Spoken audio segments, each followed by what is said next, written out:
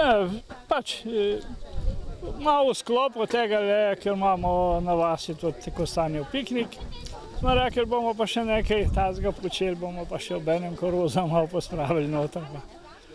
Pa so bili vaščani, so se kar udeležili in zadovoljni, čeprav včasih se je to delalo zvečer, po noč. Mladina je raj po noč prišla.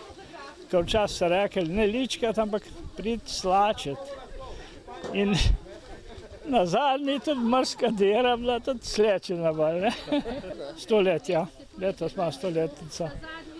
Kakšni spomini? Mislim, zdaj ga uporabljate tako kot večina mnogih za spravilo, strojev, spodnjo streho. Kako je bilo pa včasih? Včasih je bilo glavno za seno pa žito. Žito so dajali v late, ne? Da se je sušilo, ko se je na roke poželo. Se je to snope in se je vse dalo v late, da se je posušilo. Pol pa ven pa mlatiti.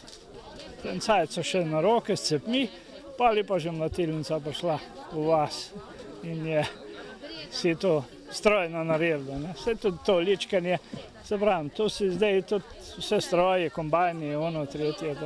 To je glih eno tako druženje, da je malo bolj živahno, nekaj mora biti. Ne. To smo zdaj dali v late, ker imamo eno staro sorto, smo dobili semena in bomo to imeli naprej nekaj za seme. In to se bolj lepo posuši in tako, ne. Ono se pa, je pa korozjak zdaj, ne, se pa, ko se strojno zlička, da se pol noter še obsuši, zato je to. Kaj vem, no. Ja, na kozovc, to smo se skozi otroci igrali, pa tako, pa čas smo šli tudi spat gor, ne.